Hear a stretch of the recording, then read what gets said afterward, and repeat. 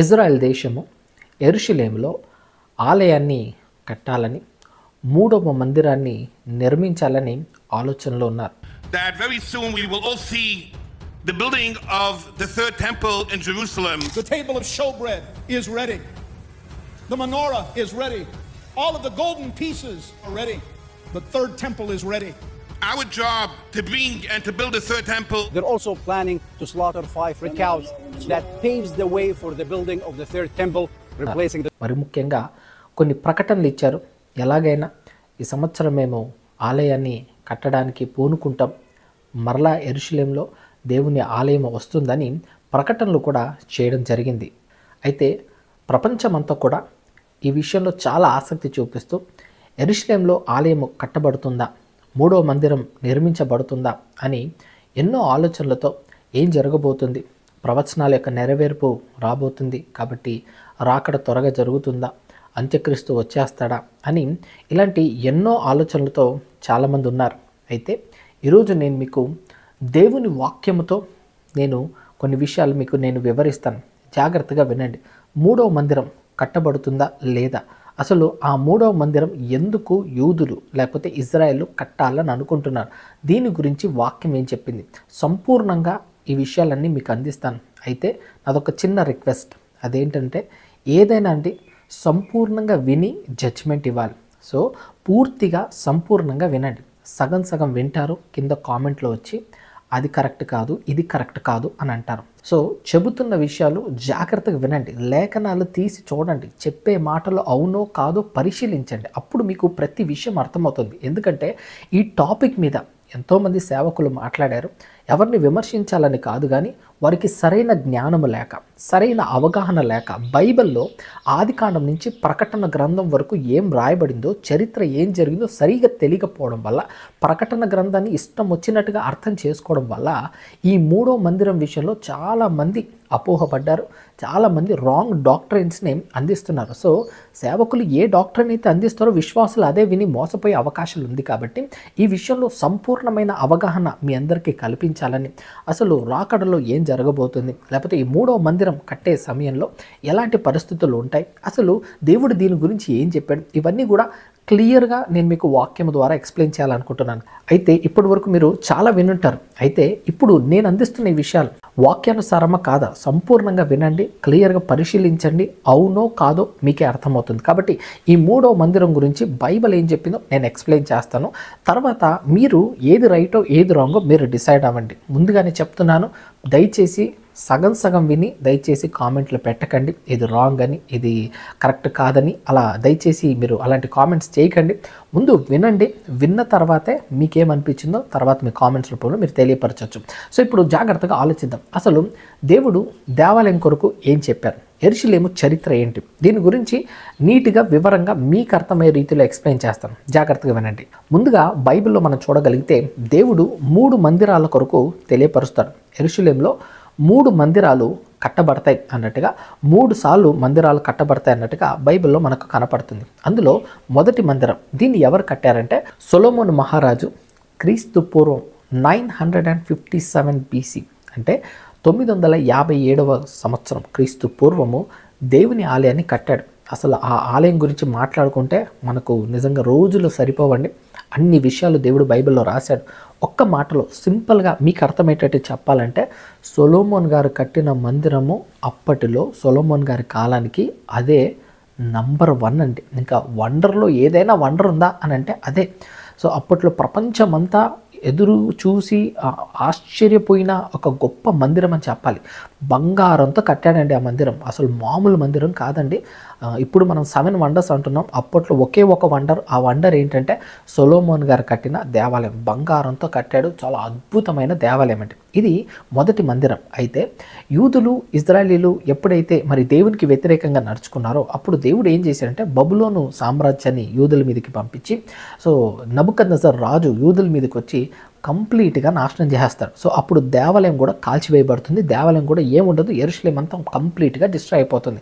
So ఇది 586 BCలో 586 సంవత్సరంలో ఇది జరుగుతుంది. ఇది జరిగిన తర్వాత యూదులందరూ మరలా చెరలోనికి వెళ్తారు. 70 సంవత్సరాల తర్వాత మరలా చెరలో నుండి బయటకు వస్తారు. సో చెరలో నుంచి దేవుడు వారిని బయటికి రప్పించినప్పుడు అప్పుడు జెరుబాబెల్ నాయకత్వంలో హగ్గై జకర్యా గారు ప్రవక్తగా ఉంటారండి. ఈ ప్రవక్తగా ఉన్నప్పుడు వీళ్ళు చెప్పడం ద్వారా అక్కడ మందిరాలు నిర్మించబడతాయి. దేవుని వాక్కు వాళ్ళిద్దరికి రావడం, హగ్గై గారికి జకర్యా గారికి. సో వీళ్ళు ప్రవక్తగా నిలబడి వీళ్ళు ఏం చేశారంటే వాళ్ళను మందిర పని విషయంలో ప్రోత్సహించినప్పుడు అప్పుడు రెండవ మందిరం కట్టబడుతుంది. ఇది ఎప్పుడు కట్టబడిందంటే 516 క్రీస్తు పూర్వం 516 BCలో ఈ యొక్క మందిరం కట్టబడింది. సో 2 మందిరాలు కట్టబడ్డాయి. ఒకటి సొలొమోన్ గారి నాయకత్వంలో, రెండవది జెరుబాబెల్ గారి నాయకత్వంలో హగ్గై జకర్యా గారు ప్రవక్తగా ఉన్నప్పుడు. సో వీళ్ళు మరలా మందిరాన్ని రినోవేట్ చేసుకుంటారు. ఇంకా ఎజ్రా నెహెమ్యా గారు వీరి కాలంలో ఏం జరుగుతుందంటే నెహెమ్యా గారు ప్రాకారాలు కడతారు. సో ఇది అయిపోయిన తర్వాత యేసుక్రీస్తు వారు భూమి మీదకి వచ్చినప్పుడు సో ఆయన ఉంటున్న దినాలలో మరి సువార్తను ఆయన వెదజల్లిన తర్వాత ఆయన చనిపోయి తిరిగి ఆరోహణం అయిన తర్వాత ఎక్కువగా క్రైస్తవులు విస్తరించడం వల్ల రోమా ప్రభుత్వము క్రైస్తవుల మీద దాడి చేయడం, హింసకు గురి చేయడం లాంటివి చేసినప్పుడు రోమా సామ్రాజ్యం, రోమ చక్రవర్తిలో టైటస్ అనే ఒక రోమ చక్రవర్తి యూదుల మీదకి వచ్చారండి. క్రీస్తు శకం 70వ సంవత్సరంలో 70 ADలో టైటస్ అనే చక్రవర్తి యెరూషలేం మీద దాడి చేసి కంప్లీట్గా ఆ యెరూషలేం దేవాలయాన్ని, యెరూషలేం అంతటిని కూడా వాళ్ళు కూలగొట్టేస్తారు. సో అప్పుడు యూదులందరూ కూడా పారిపోయారు, ఇజ్రాయేలీలందరూ కూడా చెదిరిపోయారండి. సో ఇలా చెదిరిపోయారు. కాబట్టి ఆ చెదిరిపోయిన తర్వాత ఈ చెదిరిపోయిన వీళ్ళందరూ కూడా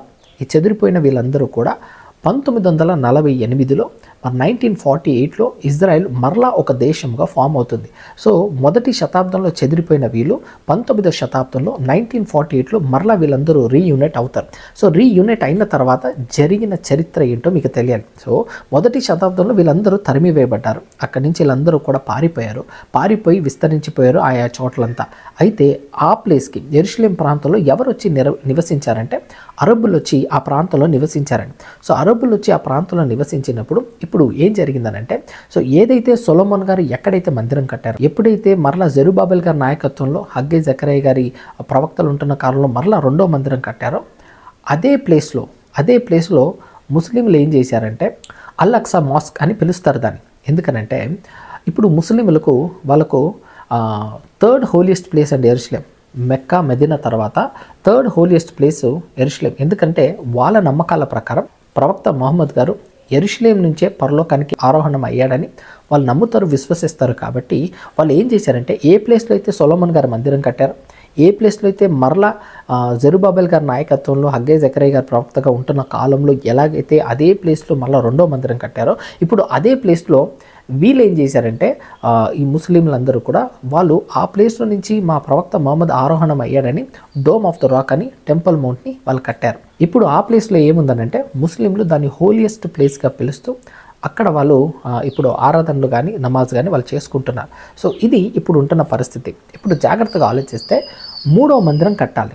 ఎక్కడ కట్టాలని ఇజ్రాయెల్ దేశం ఆలోచిస్తుందంటే ఎక్కడైతే డోమ్ ఆఫ్ ద రాక్గా టెంపుల్ మౌంట్గా పిలువబడుతుందో ఆ ప్లేస్లోనే ఇప్పుడు దానిని కూల్చివేసి ఇప్పుడు వీళ్ళు మందిరాన్ని కట్టాలని ప్రయత్నం చేస్తున్నారు. అయితే దీనికి సంబంధించి ఇప్పుడు చాలామంది చెప్పేది ఏంటంటే ట్రంప్ గారు వచ్చేసారు, అరబ్ కంట్రీలన్నీ భయపడుతున్నాయి కాబట్టి ట్రంప్ గారు ఇప్పుడు దీనిని కూల్చేసి గాజా వాళ్ళని కూడా వెళ్ళిపోమని చెప్తున్నారు. కాబట్టి దీన్ని కూల్చేసి వాళ్ళు ఇప్పుడు దేవాలయాన్ని కట్టేస్తారని. సో దీనికి సంబంధించి చాలామంది అవును ఇప్పుడే జరగబోతుంది, ఈ సంవత్సరంలో చేస్తారంట, ఇప్పుడు వెంటనే అయిపోతుంది అని రకరకాలుగా మాట్లాడుతున్నారు. అయితే ఇప్పుడు మీ అందరికీ ఒక విషయాన్ని తెలియపరచాలి ఇక్కడ. అదేంటనంటే వాక్యం ఏం చెప్తుందో చూడాలండి. మూడో మందిరం దేవుని వాక్యంలో రాయబడింది. మూడో మందిరం కట్టబడుతుందంటే కట్టబడుతుంది. అది ఎప్పుడు కట్టబడింది, ఎప్పుడు కడతారు, ఎప్పుడు అది నెరవేరిందా లేదా, ఆ మూడో మందిరం కొరకు బైబిల్ ఏం చెప్పిందో మనం జాగ్రత్తగా చూడాలండి. అప్పుడే మనకు వాస్తవాలు ఏంటో మనకు అర్థమవుతుంది. ఆ మూడో మందిరం కొరకు బైబిల్ ఏం చెప్పిందో చూడకపోతే ఇప్పుడు ఉంటున్న వాటిని మనం చూస్తే బాగా మోసపోతామండి. ఇప్పుడున్న ప్రజెంట్ ఉన్న పరిస్థితి ఏంటంటే, సిచ్యువేషన్ ఏంటంటే అసలు అందరూ ఎలా ఉన్నారంటే న్యూస్ చూస్తారు, న్యూస్ చూసి బైబిల్ చదువుతారు. చాలా తప్పండి. బైబిల్ అలా చదవకూడదండి. బైబిల్ని చూస్తూ న్యూస్ చూడాలండి. కానీ విచిత్రం ఏంటంటే న్యూస్ చూసి బైబిల్ చదువుతారు కాబట్టి అన్నీ తప్పుగా చెప్తారు. బైబిల్ని చూసి న్యూస్ చూడండి, వాక్యం ఏంటో మీకు అర్థమవుతుంది. అసలు మూడో మందిరం ఎవరు కడతారని దేవుడు అన్నాడు. మూడో మందిరం ఎవరు కడతారు? 2 మందిరాలు అయిపోయింది, క్రీస్తు శకం 70లో అది కూల్చివేయబడింది, అయిపోయింది. ఇప్పుడు మూడో మందిరం ఎవరు కడతారన్నారు, ఎప్పుడు కడతా అన్నారు, అసలు దాని గురించి ప్రవక్తలు ఏం చెప్పారు? ఇది కదా మనకు కావాల్సింది. కానీ ఈరోజు ఇజ్రాయెల్ దేశం వాళ్ళు కడతామని రెడీ అవుతున్నారు. ఎందుకంటే వాళ్ళు కొన్ని ప్రవచనాలు ఏదైతే గ్రంథంలో రాయబడిందో ఆ మాటలను బట్టి చూసి ఆ మూడో మందిరం మనం కట్టాలి, అది ఈ సంవత్సరమే అవ్వాలి, అది మన తరంలోనే జరగాలి అన్నట్టుగా ఆలోచిస్తున్నారు. ఇంతకీ వాళ్ళు అనుకుంటున్న మందిరం ఏంటి, వాళ్ళు కట్టాలనుకోవడానికి వాళ్ళకు ఇన్స్పిరేషన్గా ఉన్న రెఫరెన్స్లు ఏంటంటే ఒకసారి ఆ మాటను చూద్దాం. హగ్గై గ్రంథం 2వ అధ్యాయం 9వ వచనం. ఈ కడవరి మందిరం యొక్క మహిమ మునుపటి మందిరం యొక్క మహిమను మించునని సైన్యములకు అధిపతియగు యెహోవా సెలవిచ్చుచున్నాడు. ఈ వాక్యాన్ని కనుక జాగ్రత్తగా ఆలోచించగలిగితే కడవరి మందిరం ఎలా ఉంటుందంటే మునుపటి మందిరం కంటే మహిమకు మించుతుంది అని అన్నాడు. మునుపటి మందిరం అంటే ఇప్పుడు ఆల్రెడీ హగ్గై గారు ఉంటున్న టైంలో 2వ మందిరం కట్టారు, అయితే పూర్వం ఉన్నంత మహిమ వాళ్ళకు అనిపించలేదండి. ఈ మందిరం చూసినప్పుడు పూర్వం సొలొమోన్ గారు కట్టిన మందిరము అది మామూలు మందిరం కాదు, బంగారంతో కట్టబడిన మందిరము చాలా అద్భుతంగా సొలొమోన్ గారు కట్టారు. అసలు చెప్పాలంటే ఆయన కాలంలో ఆయన కట్టిన మందిరము ఇప్పుడు ఒకవేళ కట్టాలని అనుకుంటే అది ఎంత కాస్ట్ అవుతుందో తెలుసా? సుమారుగా 38 లక్షల కోట్ల రూపాయలు ఖర్చు అవుతుందండి. ఇప్పుడు కనుక మనము సొలొమోన్ గారు కట్టిన మందిరం లాంటి మందిరం కట్టాలంటే ఇండియన్ రూపీస్లో చెప్పాను 38 లక్షల కోట్ల రూపాయలు ఖర్చు అవుతుంది సొలొమోన్ గారు కట్టినట్టు కట్టాలంటే. అయితే ఇప్పుడు దేవుడు ఏమన్నాడంటే కడవరి మందిరము మునపటి మందిరంకి మహిమను మించుతుంది అని అన్నాడు. సో ఇప్పుడు వీళ్ళు ఏం చేస్తారంటే ఆ మహిమను మించే విధంగా మనం ఆలయం కడదాము అని అనుకుంటున్నారు. అయితే ఇప్పుడు మనం జాగ్రత్తగా లేఖనాలను పరిశీలిస్తూ వాక్యాన్ని అడుగుదాం. ఇంతకీ ఆ మూడో మందిరాన్ని ఎవరు కడతారు? ఇజ్రాయేలీలు కడతారా, ఇంకెవరైనా కడతారా? అసలు దేవుడు ఎవరి గురించి చెప్పాడు మూడో మందిరం కడతారని? జాగ్రత్తగా ఈ మాటను మనము ఆలోచిద్దాం. మూడో మందిరం ఎవరు కడతారు ఒకసారి మనం చూడగలిగితే వాక్యంలో మనకు కొన్ని విషయాలు కనపడుతుంది. ఏంటో చూడండి జాగ్రత్తగా. యెషయా గ్రంథం 28వ అధ్యాయం 16వ వచనం. ప్రభువగు యెహోవా సెలవిచ్చుచున్నాడు, సియోనులో పునాదిగా రాతిని వేసిన వాడును నేనే, అది పరిశోధింపబడిన రాయి, అమూల్యమైన తలరాయి, బహు స్థిరమైన పునాది అయిన మూలరాయి ఉన్నదని విశ్వసించువాడు కలవరపడడు. చూడండి వాక్యంలో ఏమని కనపడుతుందో, పునాదిగా నేను రాయి వేసి తిని అని అన్నాడు దేవుడు. ఇంతకీ ఏంటా రాయి? అదే మూలకు తలరాయి అని అన్నాడు. అంటే ఈ వాక్యాన్ని బట్టి ఆలోచిస్తుంటే ఎక్కడో ఏదో సింక్ అవుతున్నట్టుగా ఉంది కదా. చెప్తున్నాను జాగ్రత్తగా వినండి. మూడో మందిరం ఎవరు కడతాడు అని దేవుడు అన్నాడంటే అది యేసుక్రీస్తు వారు కడతారు. అదే క్రైస్తవ్యం, క్రీస్తు ఆలయం, క్రీస్తు శరీరం అనే ఆలయాన్ని మూడవ ఆలయంగా దేవుడు చెబుతూ నేను కడతాను, అది మునుపటి మహిమకు మించుతుంది అది అని అన్నాడు. కడవరి మందిరం ఎలా ఉంటుందంటే మునుపటి మందిరం కంటే ఆ మహిమను మించుతుంది అది, అంత గొప్పగా కడతాను, అది పరిశుద్ధమైన ఆలయం, అది పరిశుద్ధంగా కట్టబడుతున్న ఆలయము అన్నట్టుగా దేవుడు ముందుగానే ప్రవక్తల ద్వారా తెలియపరచాడు. ఇప్పుడు ఆ మాటలు ఒకసారి చూద్దాం. జకర్యా గారి కాలంలో ఎవరిని దేవుడు తెలియపరచాడు భవిష్యత్తులో జరగబోయేది. అంటే జకర్యా గారు ప్రవచించిన ఒక 400 సంవత్సరాలకి ఈ కార్యం జరిగిందండి.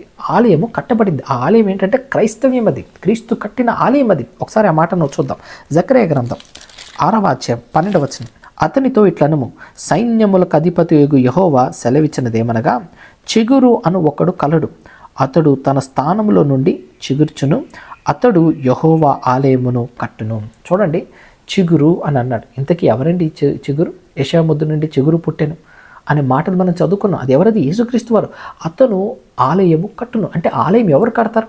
మూడో మందిరం ఎవరు కడతారు? ఇప్పుడు 2వ మందిరము జకర్యా గారి కాలంలో 2వ మందిరం నిర్మించబడింది. అయితే దేవుడు మళ్ళీ భవిష్యత్ చెప్తున్నాడు. అంటే జకర్యా గారు చెప్పిన ఒక 400 సంవత్సరాల తర్వాత జరగబోయే విషయం గురించి తెలియపరుస్తూ అతను నా కొరకు ఒక ఆలయం కడతాడు. అతను ఎవరనంటే యేసుక్రీస్తు వారు. అతనే ఆలయం కడతాడు. మూడవ ఆలయం ఎవరు కట్టారు అని అంటే బైబిల్ని చూస్తే అది యేసుక్రీస్తు వారు అని మనకు క్లియర్గా అర్థమవుతుంది. ఇంకా ఆ 13వ వచనంలో కూడా చూడగలిగితే, అతడే యెహోవా ఆలయము కట్టును, అతడు ఘనత వహించుకొని సింహాసనసీనుడై ఏలును, సింహాసనసీనుడై అతడు యాజకత్వం చేయగా ఆ ఇద్దరికి సమాధానకరమైన యాచనలు కలుగును.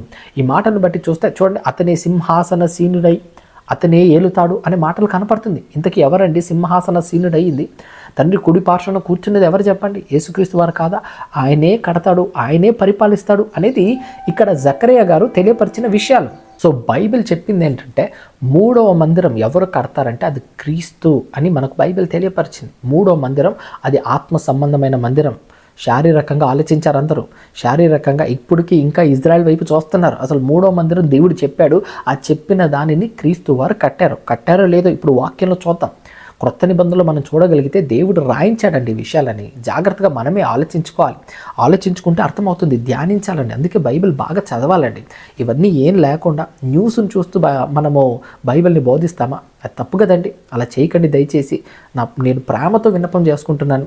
దయచేసి వాక్యం విషయంలో తప్పుగా రాంగ్ డాక్టరైన్స్ని, రాంగ్ థియాలజీని దయచేసి అందించకండి. ఎందుకంటే సేవకులు ఏం చెప్తారో విశ్వాసులు అదే వింటారు. విన్నదాన్ని బట్టి ఒక అబద్ధాన్ని ఆశ్రయించి నమ్ముతారు. కాబట్టి సత్యం తెలియాలని ఈ విషయాలు మీకు అందిస్తున్నాను. ఇప్పుడు జాగ్రత్తగా చూద్దాం, క్రీస్తు వారు ఆలయం కట్టారా లేదా అని అంటే క్రొత్త నిబంధన ఏం చెప్పిందో చూద్దాం. ఎఫెసీయులకు రాసిన పత్రిక 2వ అధ్యాయం 20-21 వచనం.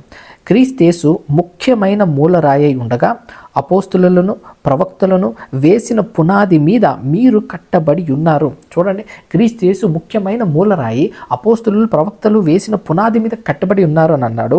తర్వాత 21 వచనం. ప్రతి కట్టడమును ఆయనలో చక్కగా అమర్చబడి ప్రభువునందు పరిశుద్ధమైన దేవాలయమగుటకు వృద్ధి పొందుచున్నది. పరిశుద్ధమైన దేవాలయం ఏంటది?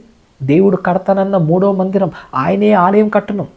ఆ చిగురు ఆలయం కట్టును అని అన్నాడు. ఆ ఆలయం ఎవరంటే యేసుక్రీస్తు వారే.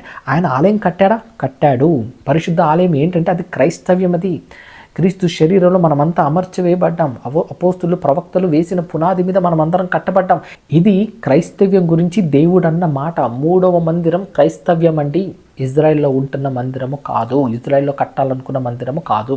ఇంకా జాగ్రత్తగా మరొక మాట కూడా చూడగలిగితే పేతురు గారు కూడా కన్ఫర్మ్ చేశాడు. ఆయన కూడా ఏమన్నాడో చూడండి. పేతురు గారు రాసిన మొదటి పత్రిక 2వ అధ్యాయం 5వ వచనం చూడండి. యేసు క్రీస్తు ద్వారా దేవునికి అనుకూలమగు ఆత్మ సంబంధమైన బలు నర్పించుటకు పరిశుద్ధ యాజకులుగా ఉండునట్లు మీరును సజీవమైన రాళ్ళవలె నుండి ఆత్మ సంబంధమైన మందిరముగా కట్టబడుచున్నారు. చూసారా, మీరు ఆత్మ సంబంధమైన మందిరంగా కట్టబడుచున్నారు అని దేవుని వాక్యం సెలవిస్తుంది. సో 3వ మందిరం కట్టబడిందా? కట్టబడింది. మునుపటి మహిమ కంటే మించిందంటే మించింది. ఎందుకంటే అది పరిశుద్ధమైన ఆలయం. క్రీస్తు వారు కట్టిన ఆలయం ఈసారి బంగారంతోనో వెండితోనో కట్టింది కాదు, పరిశుద్ధ రక్తము ద్వారా కట్టబడిన ఆలయం ఇది. కాబట్టి ఇది మునుపటి దానికంటే మహిమను మించిపోయింది ఇది. సో ఇది 3వ మందిరం. అయితే ఇప్పుడు యూదులు ఏం చేస్తున్నారు? వాళ్ళ క్రొత్త నిబంధన ఒప్పుకోరు, ప్రభువుని ఒప్పుకోరు, మెస్సేగా ఒప్పుకోరు. కాబట్టి పాత నిబంధనలో ప్రవక్తలు చెప్పిన ప్రవచనాలు పట్టుకొని ఆ 3వ మందిరం మేము కడతాం అన్నట్టుగా వాళ్ళు ఉన్నారు. వాళ్ళంటే క్రొత్త నిబంధన నమ్మరు. కాబట్టి ఆ సిద్ధాంతంలో, ఆ విశ్వాసంలో వాళ్ళు ఉన్నారు. మనకేమైందండి? మన దగ్గర వాక్యం ఉంది. క్రీస్తు కట్టిన ఆలయమే 3వ మందిరంగా మనకు తెలియపరచబడింది. సో 3వ మందిరంగా వాక్యము కన్ఫర్మ్ చేసింది. క్రీస్తు వారు కట్టారని కన్ఫర్మ్ చేసినప్పుడు మనమేమో ఇంకా 3వ మందిరం కట్టబడుతుందంట. సో ప్రవచనాలన్నీ నెరవేరిపోతున్నాయి, అన్నీ సిద్ధమైపోతున్నాయి, ఎర్రపై దొరికేసింది అని ఏది పడితే అది చెప్పేస్తున్నారు. తప్పండి. దయచేసి ఇప్పుడైనా రియలైజ్ అవ్వండి. 3వ మందిరం యేసుక్రీస్తు వారు కట్టారు. మరి ఇప్పుడు వాళ్ళు కట్టాలనుకుంటున్నది ఏంటంటే, ఇజ్రాయలీలు వాళ్ళు ప్రవక్తల గ్రంథాలను నమ్ముతారు కాబట్టి, పాత నిబంధనలు నమ్ముతారు కాబట్టి దాని మీద వాళ్ళు బేస్ అయి ఉన్నారు. క్రైస్తవులుగా మనం క్రొత్త నిబంధనలను చూస్తున్నాం. కాబట్టి ఈ 3వ మందిరం కట్టబడిందంటే బైబిల్ ప్రకారంగా, బిబిలికల్గా 3వ మందిరం కట్టబడిందంటే కట్టబడింది. దేవుడు బైబిల్లో 3 మందిరాల కొరకే చెప్పాడు. యెరూషలేంలో 3 మందిరాలు కట్టబడుతుంది. యెరూషలేంలో ఒకటి సొలొమోన్ గారి కాలంలో, 2వది జెరుబాబెల్ గారి నాయకత్వంలో జరుగుతుంది. ఇంకా 3వది వచ్చేసి యేసుక్రీస్తు వారు యెరూషలేం నుంచే వాక్యము వ్యాపింప చేయబడుతుంది. యెరూషలేంలోనే యేసుక్రీస్తు వారు చనిపోయి తిరిగి లేస్తారు. కాబట్టి అక్కడి నుంచి వాక్యం వెళ్తుంది. కాబట్టి అక్కడే ఆత్మ సంబంధమైన ఆలయం అనేది పునాది అనేది పడుతుంది అని తెలియపరచడానికి ఈ 3 మందిరాల కొరకే దేవుడు బైబిల్లో మాట్లాడాడు. ఇంకా మరొక మందిరం ఉందని చెప్పి మీరు ప్రకటన గ్రంథంలో అర్థమయ్యి అర్థం కాని ఆ మాటలన్నీ తీసుకొని 3వ మందిరాన్ని దానికి లింక్ చేసుకున్నారు. అసలు దాని గురించి కాదది. సరిగ్గా బైబిల్ చదవాలండి. అందుకే అంటా నేను థియాలజీ తెలియాలి బాగా. బిబిలికల్గా అసలు బైబిల్ ఏం రాయబడిందో తెలియాలండి. నేను అందరిలాగా నేను బైబిల్ చదవలేదండి. అందరూ ఈ సమాజంలో ఏం చెప్తున్నారో దాన్ని చూసి నేను చదవలేదు. దీవారాత్రములు కూర్చొని బాగా రీసెర్చ్ చేశానండి. ఏదో ఊరికే వచ్చి ఏదో ఒకటి మాట్లాడడం కాదండి. నిజంగా క్రీస్తు యొక్క వాక్యము ఎంత గొప్పదో నిజంగా చదివిన వాళ్ళకి తప్ప మిగతా వాళ్ళకి అర్థం కాదు. అందుకే నేను చెప్తున్నాను, దయచేసి గమనించండి.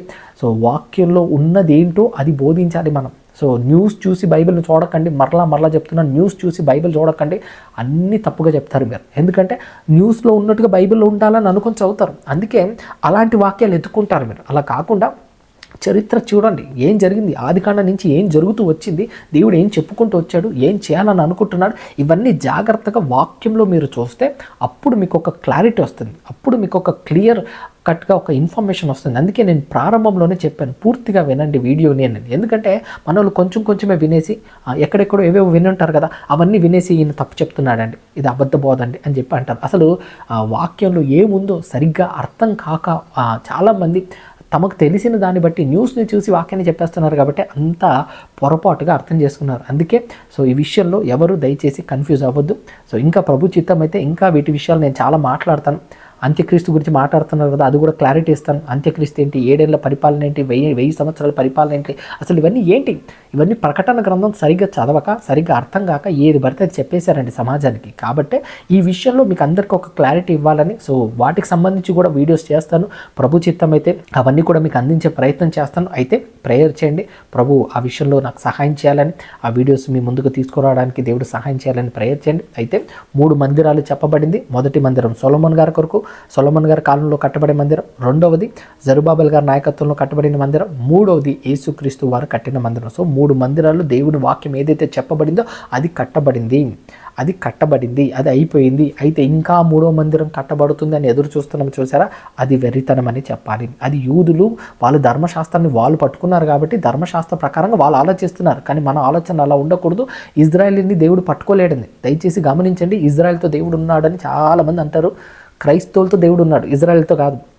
క్రీస్తుని నమ్మేవారితో దేవుడు ఉన్నాడు. ఒకప్పుడు ఇజ్రాయెల్ ద్వారా లోకానికి వాక్యం చెప్పాలనుకున్నారు, కానీ ఇజ్రాయెల్ దేవుని మాట వినలేదు కాబట్టి చెరలోకి పంపించేశాడు. వాళ్ళని వదిలేశాడండి దేవుడు.